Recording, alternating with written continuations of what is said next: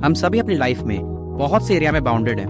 कुछ लोग स्ट्रेस, तो कुछ लोग फाइनेंशियली, और कुछ लोग इस मैसी कंपटीशन के चलते एजुकेशन से ही बाउंडेड हैं। डोंट वरी, जो मैप आपको मैं शो करने वाला हूँ उससे हम सभी लोग इक्वली बाउंडेड हैं। वैसे तो फिजिक्स को एक सिंगल वीडियो में बताना बहुत क्योटिक रहेगा, बट फिर भी मैं ट्राई करूंगा कि आपको फिजिक्स का एक ब्रॉड ओवरव्यू दे दूं। तो आइए जानते हैं इस बाउंडेड मैप को।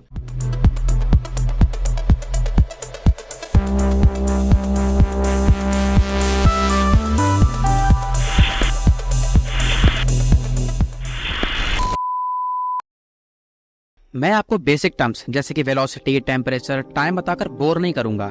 डिफरेंट फिनोमेनास के बेसिस पे फिजिक्स को 3 एरियाज में डिवाइड किया जा सकता है। सबसे पहले तो हम क्लासिकल फिजिक्स को समझते हैं। क्लासिकल फिजिक्स की शुरुआत हम न्यूटन के द्वारा स्टार्ट करते हैं। न्यूटन ने बहुत से लॉज एक्सप्लेन किए, जैसे कि लॉज ऑफ मोशन, जो किसी भी बॉडी के मोशन को यूनिफाइड वे में डिफाइन करता है। इसी के सेकंड लॉ से फोर्स का फॉर्मूला डिस्क्राइब हुआ। लॉज ऑफ ग्रेविटेशन किसी भी 2 पार्टिकल के अट्रैक्शन को अच्छे से समझाता है।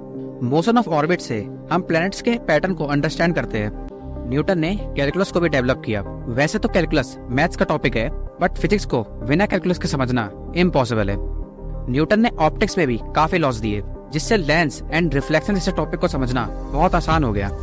माइक्रोस्कोप एंड टेलीस्कोप इसी लॉ के प्रोडक्ट हैं। आगे चलकर ये एरिया एस्ट्रोफिजिक्स एंड कॉस्मोलॉजी की फील्ड को डेवलप करता है। न्यूटन ने वेव्स तक के टॉपिक्स को नहीं छोड़ा और डिफ्रैक्शन को भी अच्छे से समझाया, जिससे आगे चलकर पता लगा कि लाइट डुअल नेचर शो करती है। अब हम आते हैं इलेक्ट्रोमैग्नेटिज्म पे। इलेक्ट्रोमैग्नेटिज्म की शुरुआत मैग्नेटिक फील्ड के मोशन से ही होती है। अगर हम मैग्नेटिक फील्ड में डिफरेंस लाएंगे तो उससे इलेक्ट्रिक फील्ड में भी चेंज होगा। यही इलेक्ट्रोमैग्नेटिज्म की फील्ड से इलेक्ट्रिसिटी को भी पढ़ा जाता है। मैक्सवेल ने इलेक्ट्रोमैग्नेटिज्म पे 4 लॉज दिए हैं, जिससे इलेक्ट्रिक एंड मैग्नेटिक फील्ड के बिहेवियर को रिलेट किया जाता है।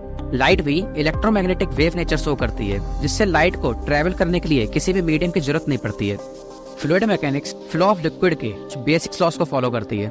इसमें हमें जानने को मिलता है कि प्रेशर हमेशा हायर टू लोअर ही फ्लो करता है। अब आते हैं केओस थ्योरी पे। डरिए मत, मैं आपको पहली वीडियो की तरह बोर नहीं करूंगा। केओस थ्योरी में ये बताता है कि हमेशा लार्ज कॉम्प्लेक्स सिचुएशन डिपेंड होती है पास्ट स्मॉल सिचुएशन पे, जिसको आप बटरफ्लाई इफेक्ट कहते हैं।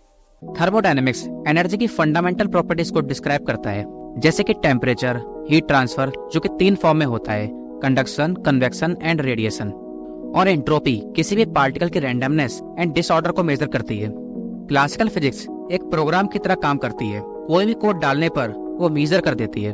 फाइनली तो ये है हमारी क्लासिकल फिजिक्स, जिसके पीछे जेईई नीट के बच्चे हर दिन लड़ते जा रहे हैं, जबकि अभी ब्यूटी ऑफ फिजिक्स तो आना बाकी है। क्लासिकल फिजिक्स बहुत से प्रैक्टिकल एक्सपेरिमेंट में गलत आंसर देती है, जिससे क्लासिकल फिजिक्स में लूपहोल मिलना स्टार्ट हो गया। इन्हीं लूपहोल्स को एल्बर्ट आइंस्टीन की थ्योरी ऑफ रिलेटिविटी पूरी कर देती है। रिलेटिविटी को आइंस्टीन ने 2 भागों में डिवाइड किया है। पहला है the special theory of relativity and दूसरा जनरल रिलेटिविटी।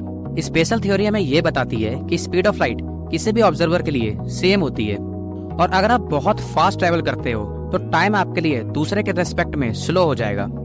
ये सेम थ्योरी हमें E=mc² देती है, जिसमें एनर्जी और मास को सेम थिंग्स माना गया है, but in different form. General relativity space and time की फैब्रिक को सेम मानती है, जिसको ग्रेविटी के कॉज का कारण भी बताया जाता है। रिलेटिविटी इतना ब्यूटीफुल टॉपिक है जिसपे वीडियो खत्म करने का कभी मन ही नहीं करता है। बट ये थ्योरी बस मैक्रोस्कोपिक पार्टिकल पे भी लागू होती है। माइक्रोस्कोपिक पार्टिकल्स के लिए अपने तीसरे पार्ट क्वांटम फिजिक्स पर आते हैं।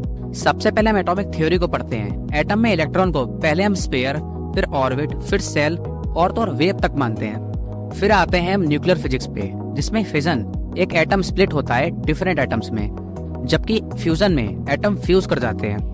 कंडेंस फिजिक्स में एटम्स कैसे आपस में बिहेव करता है इसको समझते हैं। इसी से आगे computers, lasers and quantum information की फाउंडेशन हुई है। लास्ट में पार्टिकल फिजिक्स एटम्स के इनसाइड के पार्टिकल्स को स्टैंडर्ड मॉडल से समझाती है। एक और थ्योरी जो हमने मिस कर दी है वो है क्वांटम फील्ड थ्योरी, जो actually relativity and quantum physics के मिड में आती है, क्योंकि ये दोनों थ्योरी की यूनिफाइड थ्योरी देने की कोशिश करती है। क्वांटम थ्योरी हमें string theory, loop quantum gravity या फिर बिग बैंग जैसी थ्योरीज को डिस्क्राइब करती है। तो ये था मैप ऑफ फिजिक्स, जो हम सभी को इक्वली बाउंडेड करता है। वेट, ये पूरा मैप बस 5% फिजिक्स को एक्सप्लेन करता है, और बाकी का 95% फिजिक्स जैसे कि dark matter and dark energy अभी ऑब्जर्व भी नहीं हुए हैं। भाई यहाँ पे क्या हो रहा भाई, ये कहाँ फंस गया भाई मैं। भाई ये क्या हो रहा है भाई।